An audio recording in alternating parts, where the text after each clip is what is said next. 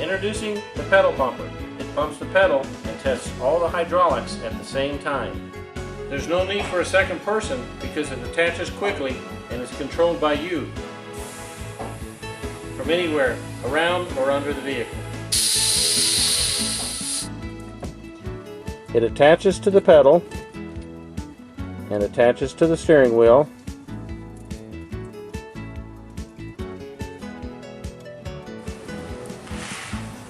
Run the hose to wherever you need it and then simply squeeze the handle.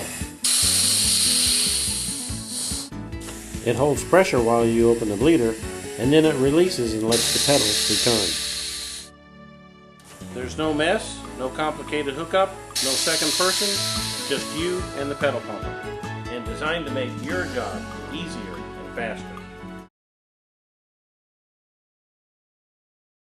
Now throughout this whole process we've been using our tool to go down the spark plug hole to cut the new threads, and we've had a lot of bearing grease on this. But when that goes down that spark plug hole, we've now got bearing grease all over the inside of that spark plug hole, and you know that's where the coil and the long boot on the coil have to go. And we don't want all that grease in there. It's not a big critical thing, but what I want to do now is clean that. So I basically take this off the tool. So I'm using the socket extension, but instead of the socket end I go to the bigger end and I just simply wrap a rag around it so that I can go down to that hole and then start putting it down in that hole, twisting it around.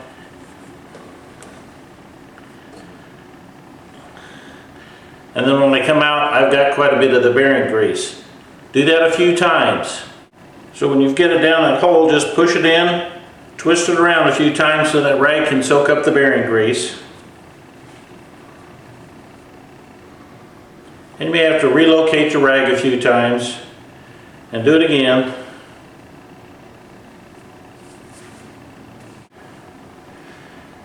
And just do it enough times until when you look down the hole, there's no more bearing grease in the hole. That way you'll have a clean surface for the coil boot. So now it's time for us to install the threaded insert. So in this kit, we've used this tool to cut our new threads. We're going to use this one in a minute, but now let's look at the insert. The kit comes with 3 inserts, a small, medium, and large. So they look like this. So which one do we use? Well, it really depends on your spark plug, but in our application, and I'll show you why, we're going to use the large one. Specific spark plugs come with a specific reach or length of thread. Now our specific spark plug happens to have the long reach. So we're going to use the insert that has the same reach pattern. In other words, if we tried to use this one on here, you'd see that our reach would be longer than the spark plug. So if your spark plug is this size, you would want to go to the different reach insert. So make sure you have the right insert for the right reach of your spark plug. And in our application, we're going to use the long reach insert with the long reach spark plug. Now while we're up close here, I want to point out a couple things. If you notice that this insert, it has threads all the way along it, but at this point down here, it's got little kerfs in the threads. Those kerfs are there for a purpose, and they cut into the cylinder head to hold it in place. Now what do we mean by that? In other words, this should be inserted with the kerfs going upward into the spark plug, so they will be at the top. Now the other thing to note is when we have our insert in place, we're going to use this tapper tool, and you'll notice that it has the flat spot, but it has a bevel up here as well. Now this bevel is going to fit right into this insert, and it has to go that way. If you happen to put it on wrong and your kerfs are in the wrong way, then it won't fit into the bevel of this tool. So the little kerfs on your insert need to go upward. Now when you thread this onto your spark plug, first off, make sure your threads in this spark plug are very good and clean, because they're going to thread into the internal threads of this insert. So it should thread on there and just thread nice and smooth, no burrs or catches or anything like that. It should just thread right straight up to the top. And when it gets to the top, it will be at the bottom, flush with the bottom, just like it needs to be inside the cylinder head. Now we have to install this insert. Now here's your tendency. Your tendency is to put it on the spark plug and use a spark plug wrench to screw it down there. That's wrong. I'll show you why in a second. You might even want to use one of these flexible spark plug things to put it down there and install it. Again, there's a danger here that we need to avoid.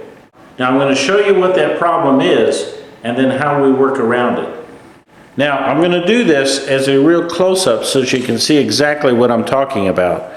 So you know the spark plug insert needs to thread onto the spark plug with the cuts going upward. Now this part I'm going to do as close as I can so that you can see exactly what I'm talking about. Now remember, we use this tool that started with the original threads and then it cut to the larger threads which match the threads on the outside of the insert. That's correct. But let's look at this insert and the spark plug real close. Now when I thread this insert all the way on, again with the kerfs or the little cuts all the way up, what I want you to notice here is that the outside diameter of the threaded insert is actually a tiny little bit less than the outside diameter of the spark plug. Now I'm going to try and demonstrate this with a straight edge, and I'm just going to use a razor blade. When I run that razor blade against the threads of the insert, it's going to be hard for you to see maybe in this video, so I'm going to move it around. But there's actually space between the razor blade and then into the spark plug, because now the insert's outer threads are larger, or a larger diameter than the insert, because see, I can tip this down. So that means the threads on the insert are a larger diameter than the threads on the spark plug. Now what does all that mean? It simply means this: when I thread this spark plug down the hole, because it's going to match the head threads that were cut, the spark plug could actually go in too far, and if it goes in too far, too much of the spark plug in the insert could actually stick down into the cylinder. Let me show you what I'm talking about. Now when we take a real close look at this head, you can see this is the spark plug that was blown out, and we drilled it out and oversized to tap it for the insert. But this over here is the spark plug that was originally in, because this spark plug did not blow out. So that is the spark plug actually screwed all the way in as it was in the beginning. So this one here is a spark plug, the right spark plug inserted into the hole that was not blown out. And the thing I want you to notice here is how far that spark plug is extending out. That's the way it should be. You know, if it goes in too far, the top of the piston could strike it. So now what about this one? Now I've got my tapping tool back in there so that you can see what's happening. Now remember, when the head is still on the engine, you can't see any of this. But when this comes down and taps through,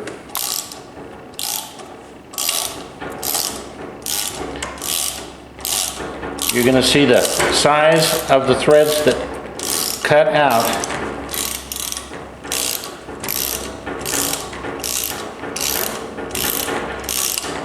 They're going to go all the way through the head. So they are extending out. Now let's look at it with the insert and the spark plug together. So I'm going to take this out.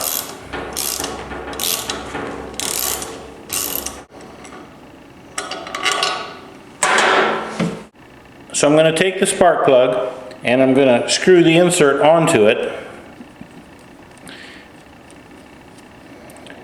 When it goes all the way up there. Now I'm going to put this spark plug in the hole with the insert on it. I've got it on there with my extension so that I could screw it into the hole. Now remember, the insert is on the end of the spark plug. Now that's kind of matches this side as far as how deep it is, but look at this. If I keep on screwing, I can go way too far. I'm about a quarter inch further than what I should be, so I really run the risk of the spark of the cylinder piston hitting the spark plug now and the insert. Let me give you a close-up of this. So that's how it should look, the spark plug into the hole at the right depth, and here it is if the insert has gone in too far. Now we can't have that, so here's how to control that. So the critical thing here is that insert cannot go down too far into the cylinder. There's no way with the head on the engine to see that, so we've actually got to look from this side. The best way to do that is with a borescope. But if you insert it with this, that's too big, or if you have your socket on there to screw that down, it's too big, you can't get a borescope down there to see, because these are fitting onto the outside of the spark plug. So here's my solution. I take the insert off of the spark plug.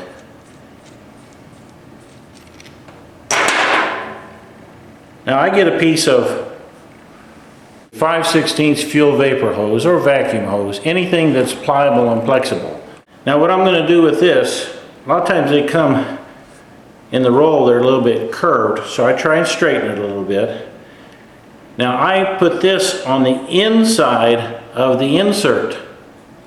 So I'm going to take it and just kind of twist it. It's soft and pliable. Now remember, I have to have my cuts on the insert up because that's the way it's going to go in. So I screw this into the insert. So now when I run my borescope alongside here, I can actually see those cuts and the top of this insert. Then I can see how far it's going into the head. Now here's how we do it. We simply just insert it down like you're going to normally. Now the vacuum hose has a little bit of a curve to it. So sometimes you have to kind of fiddle with it and twist it just to get it, but you can tell when it's starting.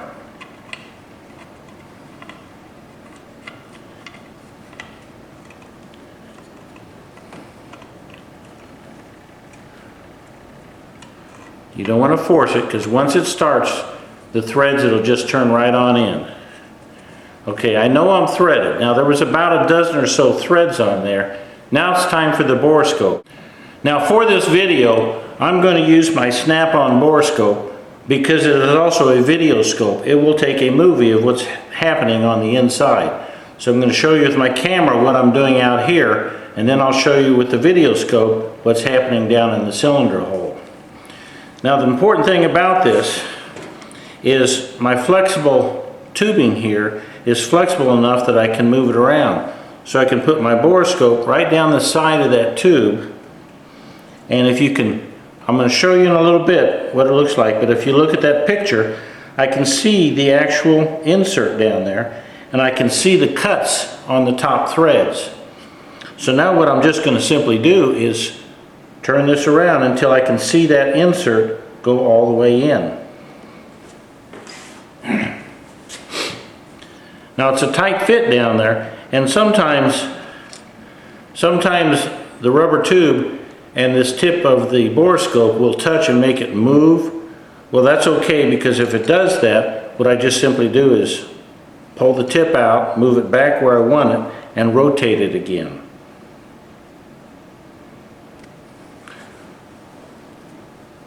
So I'm going to do that, and I'm going to record this, and then I'll show you what it looks like. Okay, I'm going to insert my video borescope down into the tube. As we watch this video, we can see that when I get down in there, I can see the cuts on the top of the insert. And now what I'm going to do is screw this in. This is where you may have to relocate your video or your borescope to see it again.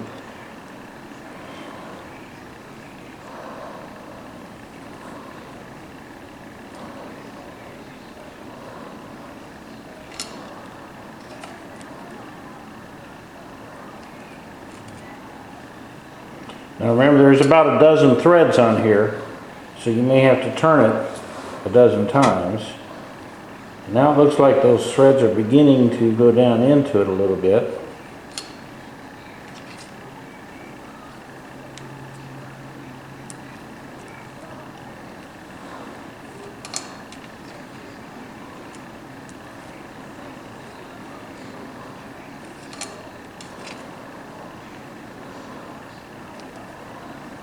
When we installed this insert, if we had used anything that was threaded into the insert to install it, we would have had to unthread it to get it out of the insert.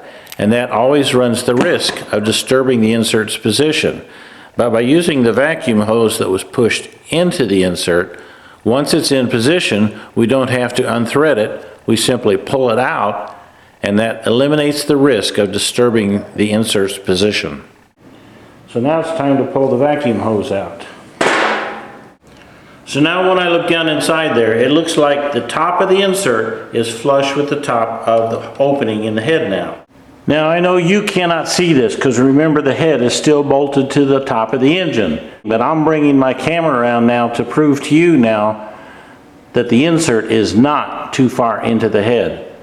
So we have to watch that insert as being screwed in so that it doesn't protrude too far. You know, sometimes when I'm making these videos, I get caught up and I forget something. Well, the one thing I did forget here was I didn't put Loctite on the end of the insert. So I'm going to take this back out, put Loctite on it, and put it back in. But rather than take up video time, I'm just going to go on to the next step. Now, the next step after that is the insert. Again, with the thread size up, we need this tapper tool. I'm going to show you this up close too. Now in this tapper tool, remember the inside of this on the kerf side has a bevel to it, and that's to fit into this tapper tool. So we put that in there, and now we're going to put this down the hole and tap on this, and that will seat those cuts or those kerfs in the top of the insert into the cylinder head. We then just let the Loctite dry and install the spark plug. So we take our tapper tool and just slide it down inside the hole. Now on many of these heads, that tapper tool is not long enough. It doesn't stick up. So you just have to kind of use your finger and kind of wiggle it around until you can feel it go into the insert, down into the notch of the insert. Now it's too recessed to use a hammer, so I just use a small extension, take my hammer, and then you just tap it down.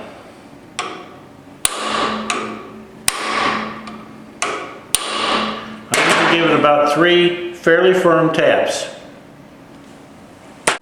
Now you can see our insert is in the hole. It is not too far. In fact, it's all the way down flush. And now it's time to put in the spark plug.